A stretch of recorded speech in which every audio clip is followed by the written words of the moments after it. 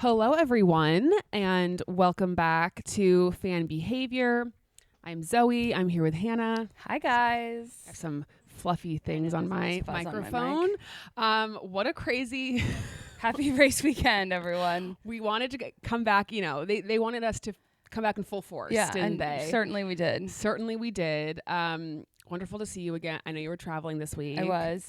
Happy to have you back, of course. Thank you. Happy to be back, especially because I was in V for Vegas, and you know how much I love it there. I mean, that is the events capital, events. It's a hard place location to be. of the world.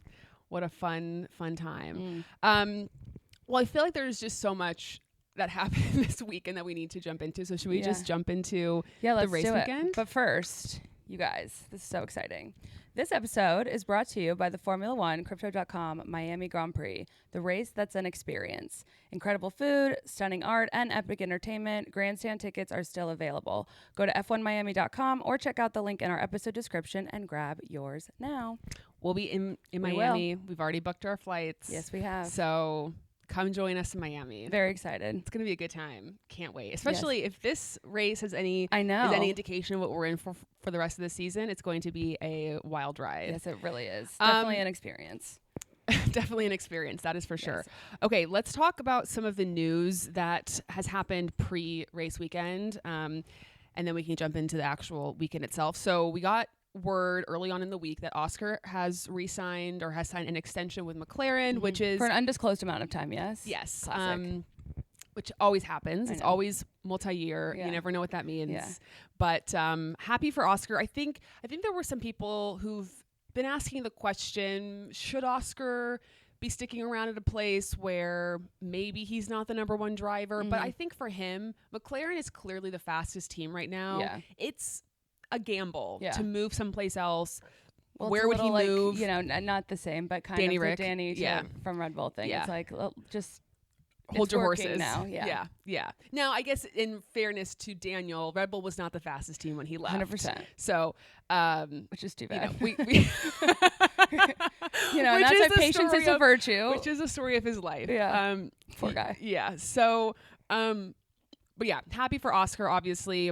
And I think McLaren have a really solid driver lineup. Yeah. It is definitely working for them. It is, we'll see how this season goes. I'll be curious to see what the vibes are like post 2025 season in terms of the Lando and Oscar dynamic.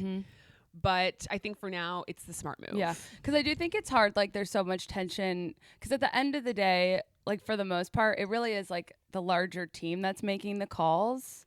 Right. But it's very easy and natural and human to just like be mad at your teammate, Yeah. Well, it's more so just you have a teammate who is really, really challenging you and you are not getting the full attention like Max is, or maybe, I shouldn't even say George is going to get that because we'll get to Mark and everything. Then we got Lewis Hamilton sharing his Ferris Bueller's Day Off recreation.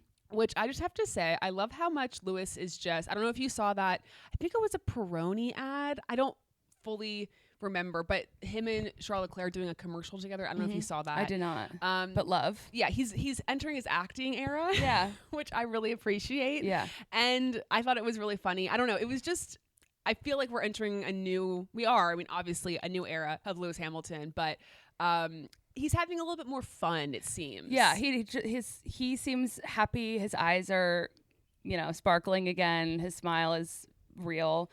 What was funny is the Ferris Bueller's thing. Like, I just saw like lots of like random. I just saw like the beginning when everyone shared it on their stories and whatever.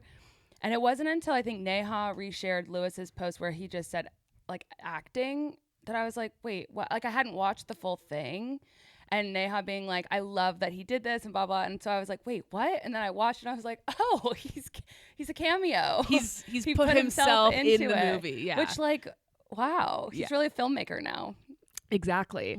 So that was just a fun little pre-race weekend surprise. And then I just want to shout out Gabriel Bortoleto. Sure. Because Helmut Marko, as he always does. He spoke some words. was sharing his thoughts on some of the drivers on the grid pre-race weekend. He called Jack Doohan a C-rate driver, and he called Gabriel Bortoleto a B-rate driver, which is a little, and as Gabriel says it, because he's asked about it in the media pen prior to the weekend, Gabriel Bortoleto won F3 his rookie season. He wins F2 his rookie season. The last driver to do that was Oscar Piastri. So and it's so crazy to me too, because Bortoleto beat Isaac Hadjar for the F2 championship, and Isaac Hadjar is a Red Bull driver. So what does that say about, you know what I'm saying? Right. And I just thought the way that he answered the question about it was so... Yeah, he did great. Was so great. He if you haven't seen it, he basically says, you know, he's entitled to his opinion. He can think what he wants to think. And my goal is to go out onto the track and to prove him wrong and to show him that I'm a capable driver. I'm a good driver. But I don't know. It was just very mature, level-headed. He didn't, and I think he kind of he did a little jab, because I think he said something like, you know, he hasn't always gotten it right, or he hasn't always made the right choices when it comes to the drivers that, you know, they put on the track, especially I think he probably was talking about all the struggle for Red Bull to find the second driver. Yeah, all the drivers in Red Bull heaven. Yeah, that one meme. Have you seen that? Yes. So anyway, just I feel like a lot of these rookies are really very mature. They handle things very well. Jack also handling the questions and pressure about Franco and his seat and whatnot. I feel like he's handled that very well. So just claps, snaps, all the things to them. Yeah, it was very classy. Because I think it's so easy to just be like, okay, well, you trashed me in the press and I don't like that. So I'm going to now talk, because really the option in that scenario is to then talk badly about Isaac, you know, like give that example or whatever. And I just love that he's above it. Yes. Because he doesn't need to be. And a lot of other people wouldn't have been. No. Like myself, for example. I'm not sure how polite I would have been. It's a good thing you're not an F1 driver. Yeah. And then we got the driver intros too. I want to just run through what your thoughts are of them. I have also a lot, like, I want to talk about all the graphics that changed, because I'm just... Please hold those thoughts. Yeah, I will, because I have some massive amounts of thoughts on that. I have very mixed feelings about George bringing back the T-pose. I'm, like, here for it because, you know, I love it, and I know he did it because many a person asked him to. But it's just not the same as when it was just, like, done on accident the first time. Love Carlos doing the pushback. Like, your video, I agree with, like, basically everything you said. I thought it was great. But what really threw me off is the way the music changes for Max. Like, the, you know, key change situation. I don't know. I thought it was kind of random. It moved a lot faster than typical, and I didn't love, you know, they did it in constructors' orders. Typically, they've done it in they've done it driver's order, but they'll do all the new people at the beginning. So it'll be new people and then previous year's constructor order. But then, driver's order. This year they did it constructor's order from last season, except they zagged on Max. They put Max at the very end. So sort of like, well, then why did you? I don't know. And then just go in driver order. Well, part of me would just wonder, because like there's so many new drivers this year that it's kind of like, well, how do you decide who goes? I don't know. Yeah, and they had a lot of I think Haas, especially in McLaren, transition between their two drivers into the next one. Anyway, it was not my favorite of the years. No, I think my favorite was like the year that George did the T-pose on accident. Yeah. But, and it wasn't, I mean, listen, there was a lot of mixed opinions. People hated that he brought it back. People are obsessed with it. I appreciate someone that leans into the bit, that commits to the bit. Gives the people what they want. And I understand it was, part of it too was there's no walls in the new one. So he's just doing it in open air space. Correct. And I think that kind of affects it. Yeah, I think so too. But it was great. Well done to the production team. Yes. Okay, let's just quickly touch on practice, because first of all, I'm not someone, we've talked about this before, where if practice is on at a optimal time for us to watch, whether that's appropriate time in the morning or appropriate time of the evening, I will tune in, I will watch. But if they're late at night, middle of the night, early in the morning, I typically won't. So I like usually catch a practice or two every race weekend because of the timing. But I was so jazzed for FP1. I was like, oh my gosh, like they're back on track. This is so exciting. We have to talk about Ollie in practice, because that was really the big storyline. So in case you missed it, Ollie crashes in FP1. Pretty bad crash. Was there rain during FP1? No. Okay. And damages his car. He's then unable to do FP2 because of his car being really badly damaged. And the mechanics were trying to fix it in time, but no such luck. Sure. Which was tough. Obviously, rookie season, first, sessions. Well, and just the way that this is also such a mind game sport too. Like, you're just sitting there like, oh my God, my first chance. Yeah, just not good. And then the next day, FP3, he's like the first guy out on track, and he spins out, goes into the gravel. FP3 is done. And I think it was Martin Brundle who said that over the course of all 3 practice sessions, Ollie did something like, I don't know if it was like 11 or 13 laps. Yeah, I think it was 13. I mean, that is just really rough. And then as we'll get to, he didn't end up competing, or he didn't end up doing anything in qualifying either. So just a really tough go of it. And then Liam also didn't do anything in FP3 either. Oh, right. He had some issue with his car, and so they weren't able to get out. And as we'll get to it, I think that definitely affected him in qualifying too. So it's just, I do not blame.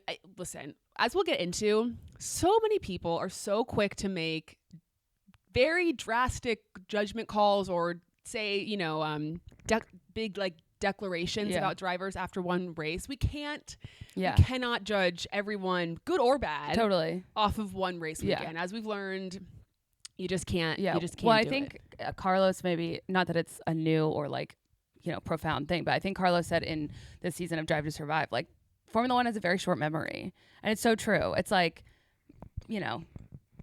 whatever. It's just like next race weekend, like everyone will have a different opinion about someone. You're only as good as your last race. Yeah, totally. In people's minds. Yeah. And that can change good or bad in an instant. Yeah. And really, I think for them, like, they can only go up from here. Correct. So that's always good. I mean, maybe we've always seen people go down even further. Yeah, which is hard to imagine. But yes, you're right. It's always possible. Okay, should we get to qualifying? Yes.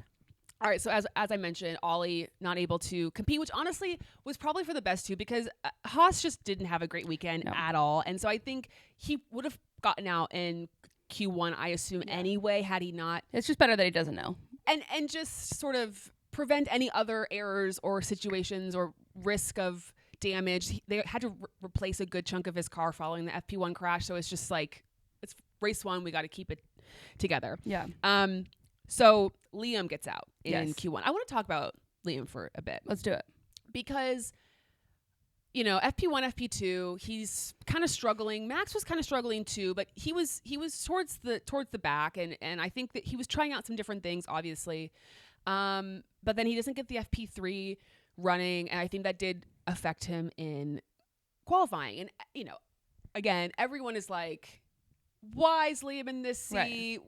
You sacrifice Checo, you sacrifice Daniel, blah, blah, blah, blah, blah.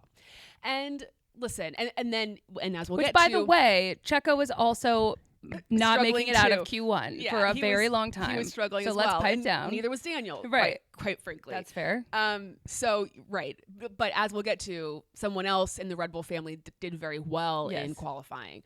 They sure did. And so I think that was that was more of the discussion was, but I will say, to Liam's credit, in the press after qualifying, he didn't make any excuses. I mean, his interview was great. Yeah, he said, I didn't run an FP3, which I didn't get any qualifying running, which that would affect you, especially he's never driven in Australia before. A lot of the other rookies have driven in Australia in other racing series and stuff in their junior categories, but Liam never has. Which, listen, like, that's going to happen quite frequently throughout the rest of the season for lots of these drivers, but it's not. It's a data point. Yes, it's a data point. Yeah. It doesn't not play a part, and he made some mistakes. And as he said, I made some mistakes, and that affected me. But he didn't. I think some people were saying, the whole conversation got brought back up about this car is only catered to Max, and only Max can drive it, and this is just another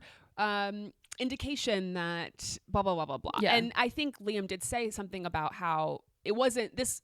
The reason I got out is not because of the car or because it's catered towards Max. It's just a couple of different things were at play, and I got out and wherever he was, P17 or something. And you know what? Fair play to him. And I don't think, I mean, again, one race, but he could very easily bounce back next season or next race and qualify in the top 5. And opinions change again. 100%.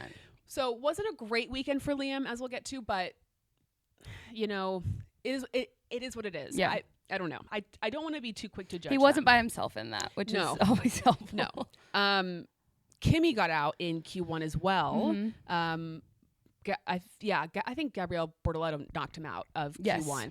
But I think I read somewhere that Kimmy had some damage. Yeah, so he broke the bib, which is like the front. I assume that's the first time I'd ever, or felt like I recognized that language before. But yeah, at one point, like the back of his car had a trail of sparks, and the front was, the front was sparking, and he just lost a lot of speed. Yeah, so I think, and as we'll get to, I mean, Kimmy was great this weekend. But that was kind of shocking to see that. Yeah. And I was really happy for Jack Doohan to make it out of Q1. Me too, yeah. Just given the chaos and the noise and to have other rookies not make it out of Q1 and for him to make it out, I was at least happy he had that. I totally agree. I also don't know if I maybe knew the story and forgot, but like I don't think I realized that the reason he's got into F1 is because Michael Schumacher gave him a go-kart.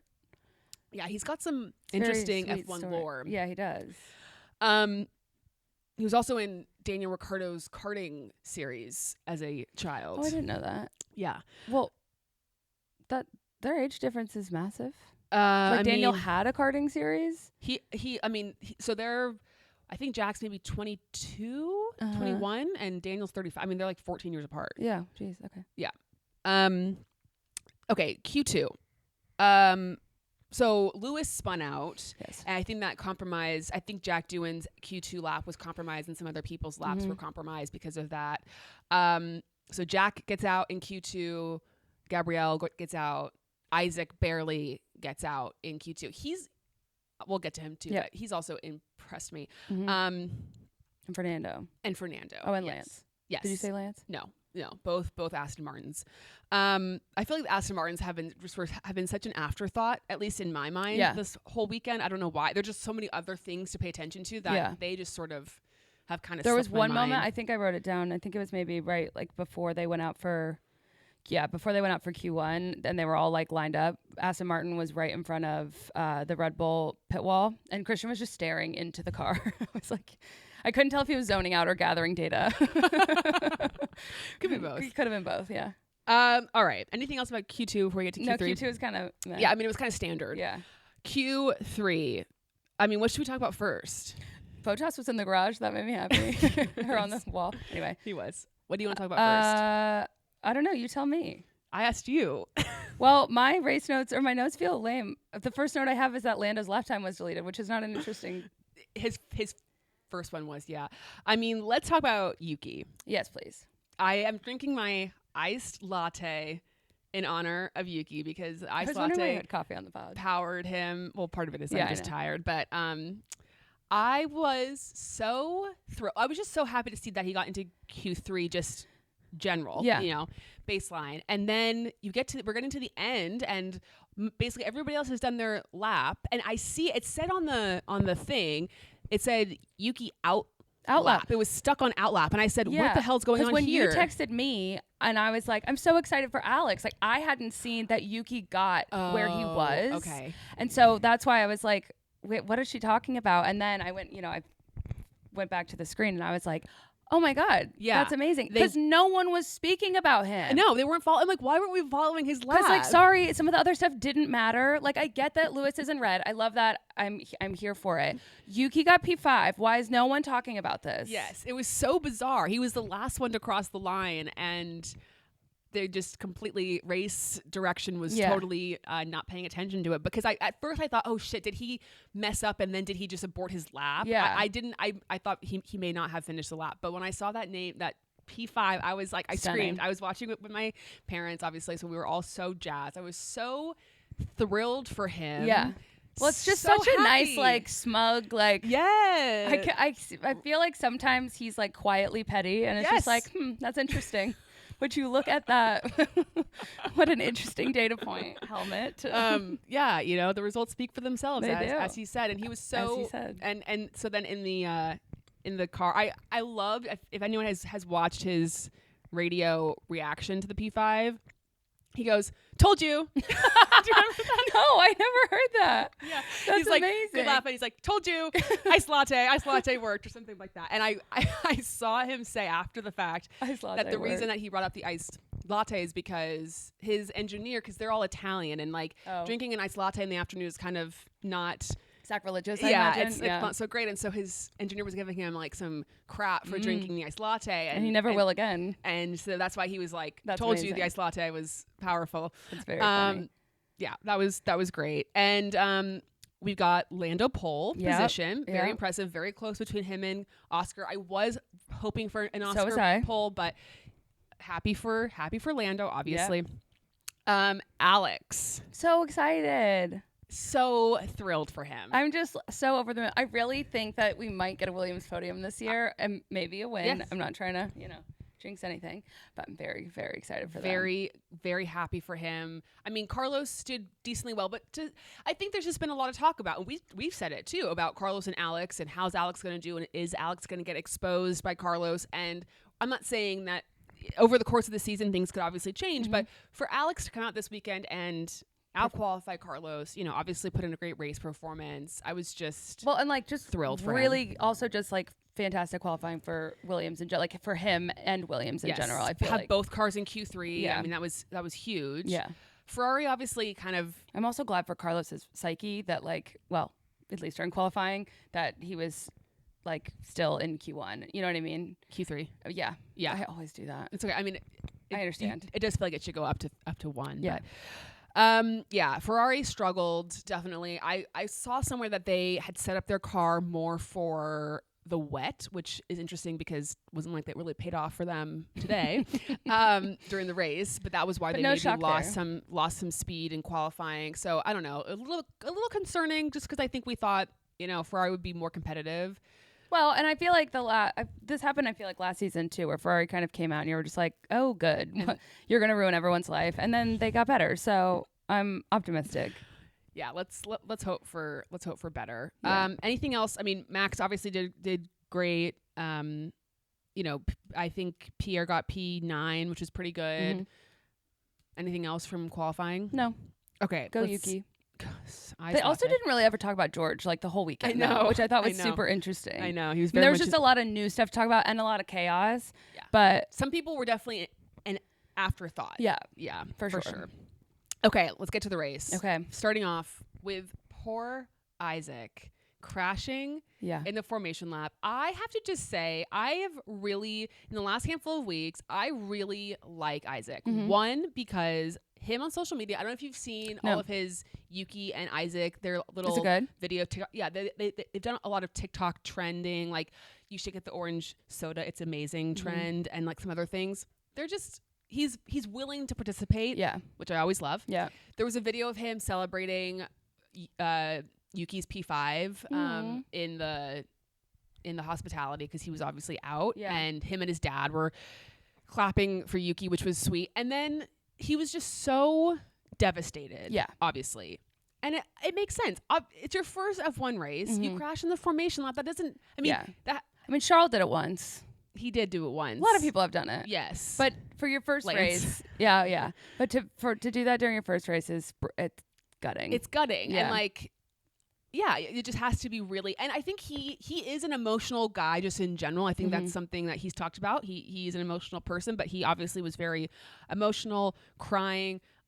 Lewis's dad came over to comfort him, and Isaac is a massive, massive, massive Lewis Hamilton fan, just obsessed with him. And this is what Anthony Hamilton said about why he went over to comfort Isaac. He said, "As soon as I saw what happened to Isaac, my heart felt. I just felt for him. My heart fell. I just felt for him.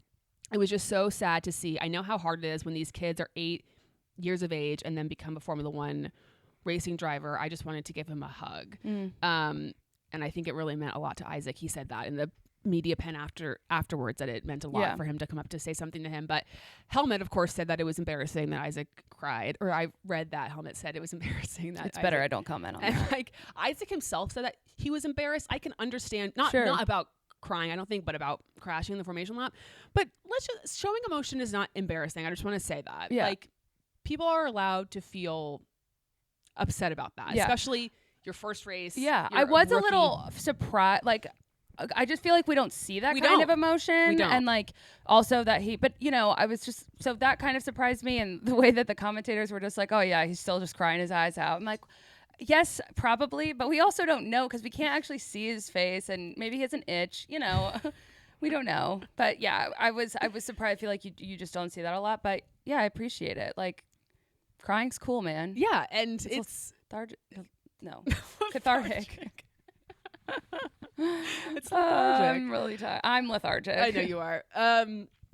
Yeah, so that was rough. I did, as I said, I predicted something was going to happen really early on in the race. I didn't think it was going to happen formation lap, but sorry. And I was watching it with my parents, and we see the V-carb RB, and I'm like, if that is effing Yuki, and then so there's some relief there. It's always that whenever you see a car go out and you're like, shit, it's whatever, and then you're just there. I think everybody has this where you're like, I hope it's this person over this person, And I wasn't obviously happy to see that it was Isaac. I was sad for him, but I was grateful it wasn't Yuki. Yes. We'll get to Yuki's race, but also really quick before because I did watch the grid walk, so I have a couple of things. Yes, please share. I didn't watch it. First of all, when Martin first started, M was like in the background, and I like squealed, and I took a video and sent it to her. She was like taking pictures and stuff, and she's like, "This is so embarrassing." I was like, "No, this is amazing. You're living my dream. I've always wanted to be in the background of the grid walk. Would be a dream." And then at one point, Martin like rubbed his foot on the pavement to show us how slick it was going to be. I was like, thank you for that journalism. I really appreciate it. That was it. Those were the two.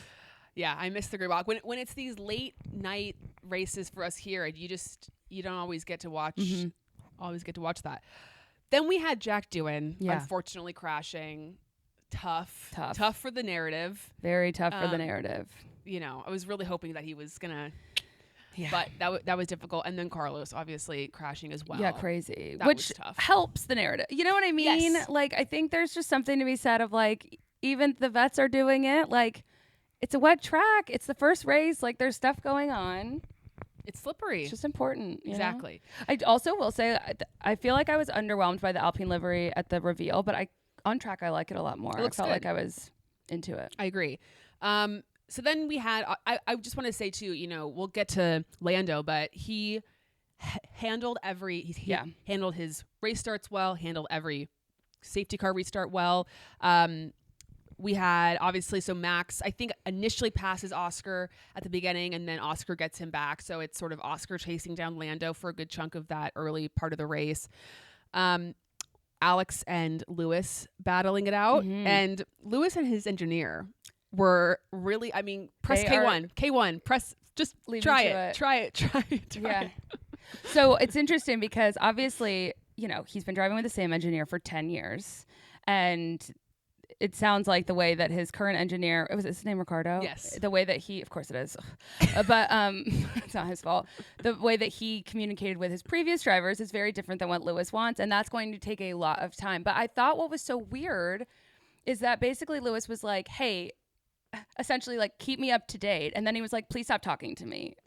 And I know that they were about different things. And I also recognize that like the repetition, like at some point he's just like, okay, I'm on a need to know, and I don't need to know this right now because I'm not close enough and I can't do this. Yeah. Anyway. Heard you on the K1, not going to happen. Yeah. 10-4, go away. Yeah. And that's how I would be as a driver. I imagine. I want to know the important information. Stop talking to me. Especially, obviously you're racing in bad conditions. And your brain is just on full concentration mode. Yeah. You don't want to hear someone yapping in your ear. No, and they'll work it out. I think that what they need is like a glossary of like, these are what's really important and you should interrupt me for this. And otherwise, I'll ask you. Yep, exactly. Yeah. And that, again, those types of things, that chemistry that builds over time. And It'll get there. It does make me feel really safe that Kimmy's race engineer is Bono, though. I like, know. I love that for him. I know. It is really nice. It's just great. I love him. I know.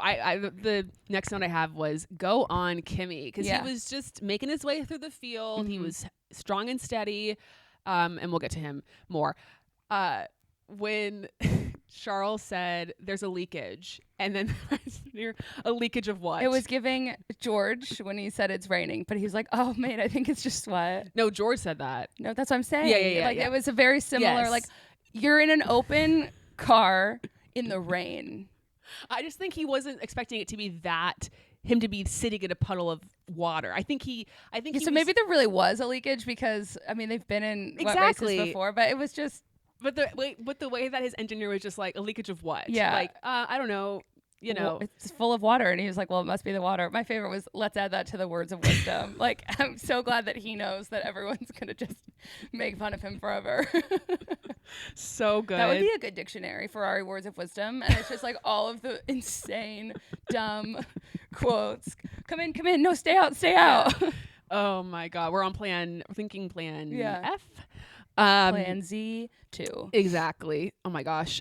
Fernando crashes. He did. That was tough. Another vet. Again, another vet. Who, and the most vet of everybody. Yeah, right. You know. So his. I know. I mean, what a vibe he was. He was everything this weekend with the hat and the leg cross. I was just like, this is exactly how I'm feeling. Exactly. Yeah. He's so, like, it was giving, like, relaxed, not a care in the world. And also, I'm petty as hell and I will come for you. Exactly. And to do all of that in just one moment is so impressive. It was so good. So then, you know, obviously it's like they start on the intermediates. Then those intermediates are starting to fall off. So then it's just this, but then there's rain coming later down the road. So do you pit for softs, or do you pit for another set of intermediates? What, you know, the track is drying up. It was it was a risky situation. So a lot of them choose to pit and go on some variation of softs. You know, some are on medium, some are on hards.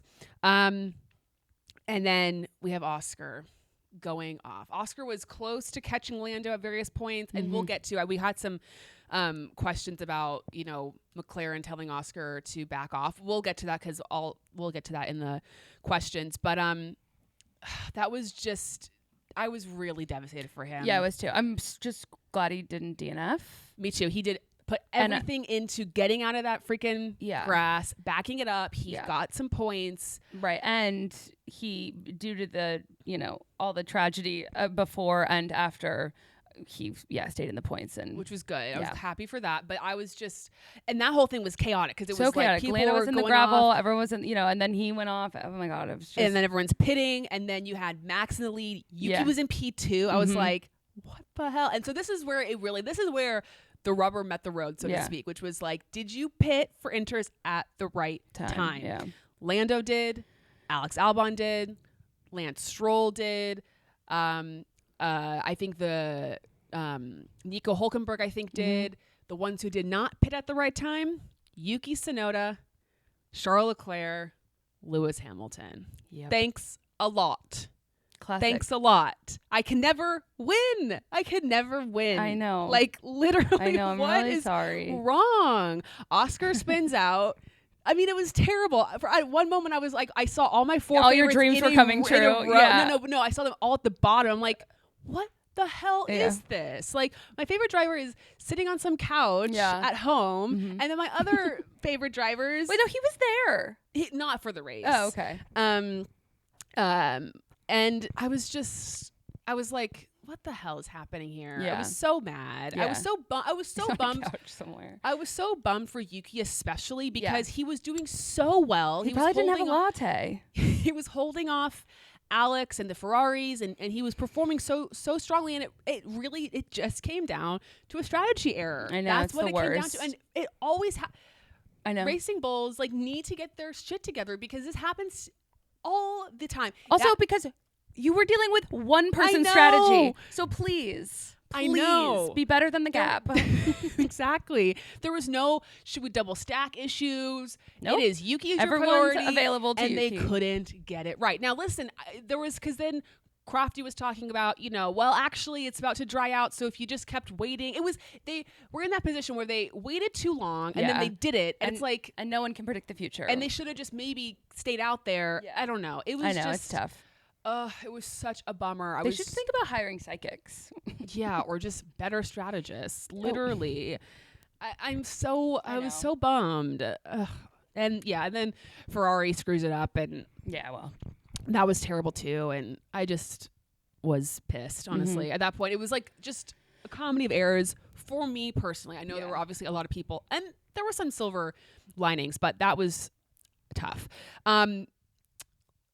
Gabriel, he crashes. Liam was stuck. They didn't pit him for inters either. He was stuck out there on mediums or hards or something. So he spins off.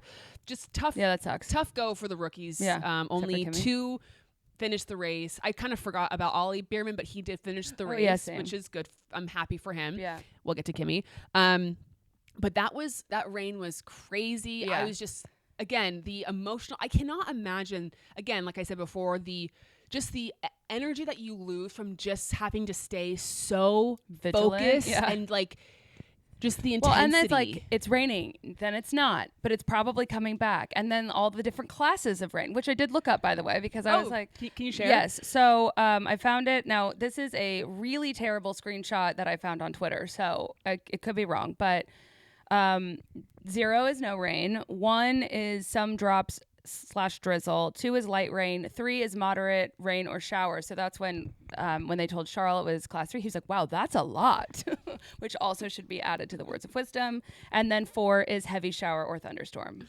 Okay. Yeah. So it was just very much, again, every time there's rain, this sounds obvious, but it really becomes a game of strategy. Yeah. First, keeping it on the track, and then also, is your team pitting you at the right time? Because if they do, you're going to have success. Yeah. So, and I feel like it's just easier when it's like always raining. Yes. Because this like back and forth obviously makes the strategy calls very difficult. But Alex got it right. And apparently Carlos was the reason that they made the right call, because Carlos was the one that said you need to pit him for inters because Carlos was out, and so they pitted him at the right time. We love teamwork. We love teamwork here. And that's fantastic. So Alex, congratulations to him. That was really P4 is so he actually got P5. Wait, why? But I thought Kimmy it got reversed. Okay. Yeah. So Kimmy. Thank God you're here. Kimmy and Alex were fighting for P4. Kimmy overtakes Alex for P4, and then we thought that there was going to be a penalty for Kimmy for an unsafe release, and then following the race, Mercedes lodged whatever. Now here's my beef again with this. It had been hours since he released from anywhere. Not hours, but you know what I mean. I'm like, why is this coming up now? Yeah, I don't know. I hate it. I don't know. But just props to Alex. Yeah. Snaps for him. Snaps great job. For Williams. That was great. Yeah, I'm really excited for them. Kimmy, I was just so impressed by him. I was so impressed by him. Yeah. Because I forgot he spun out towards the beginning of the race and was pretty far back for a while. Yes. Yeah. Well, maybe not in the far back. I don't know. It was was it in the middle of the race? Something like that. Yeah, beginning. Yeah. Yeah. Middle. They made the right call with the inters for him as well. It was between, because I have a note that says DRS enabled at lap 12, Kimmy spun out, and then Max lock up at 17. Yeah. Lap 17. So between then. Right. But he was also doing a good job of overtaking in those conditions too. And to keep it on the track, to do what he did, 18 years old. He's a legend. Huge Kimmy incident. I mean, I think he's one of my, I don't know where he lands in my ranking of favorite drivers, but he is certainly up there. He's my favorite rookie. Yeah. And I like all the rookies actually. But I just big fan of him. Love him. Someone, I think it was Kate Nicole. See him on the internet. I almost called them TG1F. My bad. But they posted, I think, a picture of Kimmy. It looked like he was in a chef's coat or something, and he is a cuter version of the Ratatouille cartoon character. It's funny. I told you my dad was watching Call Me by Your Name, but he said that Kimmy looks like he could have been in Call Me by Your Name. Oh yeah, he does. Like an Italian, character. Just love that kid. Love that kid. Yeah, he's so great. Much. Stake scored some points. Nico Hülkenberg scored 6 points, which is really impressive with Hulk lately. He did very well. Again, right strategy, good. Kept it on the track. Is that the most points they've ever scored? I think as Stake, yeah. I mean, Stake is right now higher than Ferrari in the constructor standings. Wow. Obviously, that's not going to last. Yeah. But everyone was like, Lando's leading. It's like, well, yeah, it's the first race. Everyone's leading. Exactly. And then I just want to give the proper due to Lando Norris, who a lot of pressure on him, a lot of chatter. Can he, when the pressure is on, when you're leading the race, when you're in first, can you bring it home? Mm-hmm. And I think there were people who maybe thought, is he going to make a mistake? Is he going to do something? But he was calm, cool, collected the whole race. Mm-hmm. Really impressive, strong performance. I think it's going to be I'll be curious to see how much where Max in a dry race conditions where the order falls and then how much Oscar really challenges Lando. Obviously he had the mistake today, but will there be a real championship fight between teammates? Not just between teams. Right. And then what do they do? Exactly. Sneakily a good performance from Lance Stroll. Yes. Sixth place. Yes. Again, no one spoke words of him. Credit where it's due for Lance. Yeah. That was strong. Mm-hmm. So good job, Lance Stroll. Anything happy for Emma. Exactly. Anything else from the race itself before we get to some of the questions? I don't. Well, once again, I feel like they barely talked about George or Yuki. They actually commented that I think towards the end. I was like, they haven't even said anything about George, and Crofty did say like, we haven't spoken much about him. They didn't really show him at all. I mean, great job by George, obviously getting third place. And I guess he was just probably steadily. Yeah, he was just doing what he needed to do. So it was, but exactly. Okay, let's do our fan info first, and then we can get into the questions. Okay. Do you want to share your part of the questions involving the graphics? That's my foe. So okay. Oh, thank God. Okay. So. What's your fan? Yeah, my fan is. Just that we're back. Like, first of all, I haven't felt energy from you like this when we do the pod. I mean, you're always in a good mood, but like you're elated, and that's always really fun. So it's been. I'm sorry if I've been a downer. No, that's not what I meant. I knew you were going to take it that way. That's not what I mean at all. I could just really feel your excitement. And then I know that the Carlos Alex content is just going to get me through every bad day that I'll ever have this year. It's the best. Them on the boat with the snakes and. It's just perfect. I love them, and I'm shout out to James. Thank you. I know he's thrilled, but I'm thrilled too. Exactly. So my fan is that, as you mentioned earlier, we did get a little bit of Daniel Ricciardo content this week. So he was not at the race, like there on track for the race weekend, but he was in Melbourne earlier in the week for his Enchanté pop-up. Mm-hmm. And the amount... Was he there on media day? I saw him in the paddock with Charles. Or was that an old video? That was old. Ugh, I hate that, guys. That was old.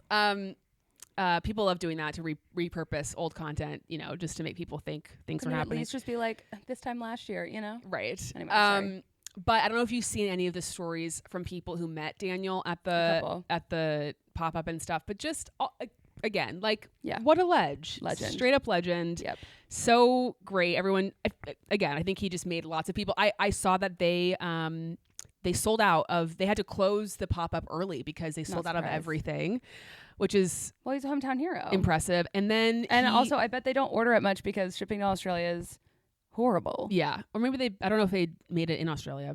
Oh, that's true. And then he and Max reunited for some paddle. I don't know if you saw those images. I guess I haven't been on the internet. Yes. So sorry, I can send it to you. But that was don't apologize because you don't send me things. It's my responsibility to look for them too.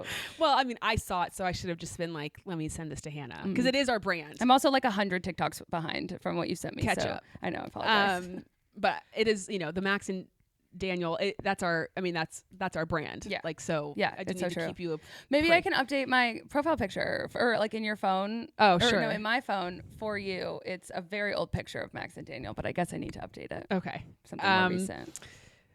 So that's nice. And you know what? I did take some comfort in thinking, all the Australians, the Kiwis all had a bad race. Mm-hmm. I take some comfort in knowing Daniel would have been DNF'd in the first lap. Or would have had a terrible strategy call. It would have been terrible. And and you would have been devastated. And so it's like really good for your mental health that he, in fact, was on a couch somewhere. Exactly. Yeah. Exactly. Okay. Foe is the graphics. Yeah. Now, I have to just say, why? did they change the graphics? I hate them. It threw me off so much. 1, 2, I don't really know. Like, did the production company change, or? I think it's just, this is how it, I think this has happened before where, you know. Okay, I don't really remember that. Revive the graphics. There are parts I like. Like what? So I did like how there's like an exclamation I do too. point with I that, do too. and it's yellow if they're investigating, it's red if they get a penalty. I like that too. What I hated was that for so many chunks of the race, I don't need your full last name. I want to know what the lap times are, and I want to know what freaking tire they're on. Oh, did they not have the tire? They did at some points, but for like, that's all I want on the leaderboard. And if you want to add the little tickers on the side, that's fine. But for so much of it, it was just their full last names. I don't think they had the intervals for parts of it because I think Interval's sometimes it was broken or like they weren't. I think that's why it was, because they did have it for other parts of it. So I don't know that was a graphics decision. Got it. My issue is I hate the purple that they use for, I don't know if you noticed this, for the fastest lap, during like it's qualifying. Almost clear. It's so bad. It's invisible. I hate that color, and then I hate the checkered flag. Have you noticed like what that they show? Sorry, when I have they pictures on here. when they it's like a square. It's like so like a rectangle. Yeah, everything is very boxy and very and even like the driver comms. I'm like, yes. What is this? It's bad. It's not great. No, I don't like it. It's not. No good. offense. I know someone worked really hard on those, of and course. I won't remember that they're new by a few races from now. But it was a little. It's like when Instagram first updates. You're like, why have you done this to me? But we'll be fine. We'll catch up.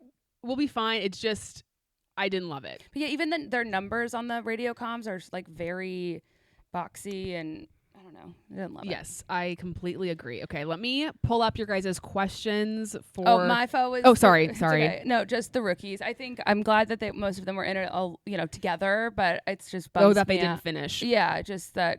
I think that's hard. It's a tough first race. Yeah, it's a tough first race, and I do think I'm glad that there were some vets in the mix there. But I think overall, it's like hard when you're this many rookies. All that's happening. It's a tough one to, again, the mental game of it. But I agree. But we're back, baby. All right, let's get to the questions. Can we really judge the rookies so far from just the first race? No. I think you can. Again, it's a part of the story. Yeah. And over time, they build, the narrative will build. But I think it's very tricky first race. A lot of variables. Conditions were difficult. Mm-hmm. I am personally not judging these rookies based off of one race. No. And I think given the circumstances, they all seem to handle it really well. Like, in their post-race not race, but the interviews and stuff, like they did, I don't know. I felt like they kept their composure pretty well and handled it gracefully. Exactly. What would you have said to Isaac? I think I probably just would have given him a hug. I would have said, listen, lots of people have cried. I would have given the list of people I knew that had done that. It's just your first race. It's not, you did great in qualifying yesterday. He was the highest. He was the rookie who qualified the best. Mm-hmm.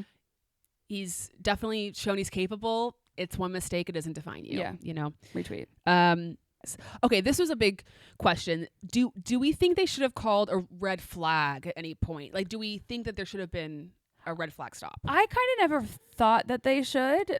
I think it would have added more interest to the thing, but it never really crossed my mind. Like, things didn't seem dangerous enough, even with like the cars on the track and everything, that it should have ever been more than the safety car. I think, in my opinion, with the crashes that happened, especially given the fact that it was wet and raining, a standing restart was probably not very safe. Like, I actually think it was safer for the cars to be under a safety car traveling at slow speeds around the track rather than let's bring them all in. Because that's also helping dry the track a little bit, like at least on the racing line and stuff like that. Exactly.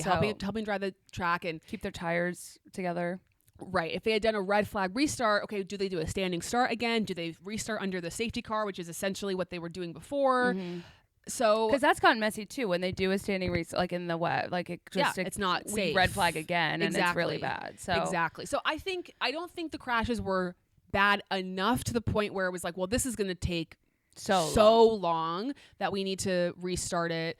And I think also, the stewards make these judgment calls. I think the fact that these crashes happened with enough time left in the race that it wasn't like we were going to end the race under a safety car. Mm-hmm. I think they kind of were more willing to do the safety car restart. So I don't know. I go back and forth. There are times where I I want there to be a red flag because I'm like, I don't want to just keep driving under a safety car for how many laps. It's sort of like we're wasting valuable racing laps. But I think given the conditions, given the situation, I think it was probably smart to just keep it going. And I know there have been times where I felt like, why aren't we red flagging this? And I'm trying to think of which one was, do we think that, I was trying to think of which one was worse, Jack's crash or Fernando. I feel like Fernando's was maybe longer, but Jack's was just in the placement of his car. I felt like was worse than Fernando's. Yeah, that's true. And then Liam and Bortoleto were kind of in weird positions, but they were kind of off far enough that it was fine. So it felt fine to me. Yeah. And honestly too, the drivers are very quick to be like, and that usually comes across on the radios of like, we should not be racing in this. And I don't think not at least on the broadcast, I never heard anyone saying that. So I felt fine with the call. Exactly. Yuki sadly getting screwed over by not pitting early. Classic. Yeah. He didn't have Carlos helping him. Story of his life. I love that Carlos did that. I mean, of course he did, but he's just, every time I see photos of him, as we all do, he's just kind of like, duh. But he's very together, Of course he is. He's dialed in. Okay, thoughts on the team order for Oscar to back off and then telling him to race after he. So, okay, I'll zag a little bit here and defend McLaren a bit, which is that, and they said this post-race, that they didn't want them, while they were clearing the back markers, they didn't want them fighting as they were trying to clear the back markers. I'm over that thing pisses me off. So I can't even get into that. And then once they cleared the back markers, Zach even said, they're free to race. The problem is Oscar made a mistake. Right. Oscar made a mistake, kind of, stumbled a bit, and that made him fall back a bit, and then he got out of DRS, and then it was sort of over. So wasn't there a different point though in the race where they said, keep your position? I don't remember that. I don't know. I could be wrong. But I know it's a tough one. It's a tough one. And I think, because in fairness, which we have said before, like you just need to commit to a number one driver and own that own that decision and like make consistent decisions. So if that's what they were doing, even if it wasn't like the back marker thing, like I can't get mad that they've picked a number one driver and they say like don't race him, you know what I mean, regardless of the rationale. And I think also Oscar made some mistakes, and that affected that. Maybe if he hadn't made those mistakes and had kept it on track and whatnot, I think things would have been differently. I don't think it was. I think Lando deserved to win the race. I think so too. And I think they will race each other going forward. I think there's a lot of other factors that were at play at this race. And who ended up getting fastest lap? Was it Oscar? It was Lando, I think. But they don't. There's no more fastest lap points. They've removed those points. So there you go. Why would we need those? What a dumb thing. And so okay. So where would you rank the rookies, like in terms of best, or I guess who were you most impressed by? We don't have to do like who you were least impressed by, but who were you most surprisingly or just? I was really impressed with Kimi. Yeah, obviously, I was really happy for Jack during qualifying, and I wish we got to see more of Ollie. Like, I wish that stuff in practice didn't happen so we could really, because I think he's going to be great. Mm-hmm. If I keep going, I'm just going to talk about all of them. So I would say like Kimi was the most obvious. Kimi was, and then definitely. I was just, to your point from what you said earlier, and sorry, for those watching on YouTube, I left my iPad in Vegas since I'm using my computer and it's massive and horrible. But I think I was happiest for Jack during quali because I was hoping he could rewrite the narrative starting off strong, but there's always next week. There's always next week. So speaking of that, predictions for China. Who do we think is going to bounce back, or who do we think is gonna? Where do we see it? I'm excited to see. Going? Well, I don't think we're gonna be able to see. I just want to keep calling him Gabby. Can I do that? Yeah, okay. Sure. You can make nicknames. Gabs. I just don't know that we're going to really get to see his full potential for a while because of the car, which bums me out. But, Hulk's, he put it in, 7th? Mm-hmm. So that's fine. I'm excited to see him, finish Gabby. a race. And, Gabby. And excited to see, just more of Kimi and like what he can do. And I'm hoping that it's a dry race because to your point, like I'm just curious to see where everyone like really ends up. Who do you think will win? Lando. I really want someone different to win. Same. I didn't say that's who I wanted to win. I'm not reacting. I'm just saying like I try to think of who I think is gonna take it. I kind of see an Oscar come back, and I don't know why I feel this way, but I think Ferrari will kind of, I don't know that they'll win necessarily, but I think they'll have a better showing I hope so. in China. I think they will hopefully right some of their wrongs. Fingers crossed. Yeah. Okay. Anything else from this weekend before we get, I need to have some housekeeping notes I want to discuss. No. Okay. So we had some questions about people wanting to do fantasy, F1 fantasy this year. Now, Hannah and I are, if you would like to do fantasy and take this on, please be my guest. I just don't have capacity. We don't have the capacity. We are hanging on by a thread. But if you are interested in doing F1 fantasy, the FanAmp Fantasy HQ, I think is the Instagram title. It's a fantasy Instagram account. If you are interested in doing it, you can go there. There's lots of people that are doing fantasy, so there's plenty of opportunities to participate in fantasy. We can't I take it on. It's not a commitment I can undertake at the moment. And then speaking of FanAmp, because for the next handful of races, China, Japan, Hannah and I will be not watching any of these races live, probably any of these sessions live, aside from maybe an FP1 session here or there.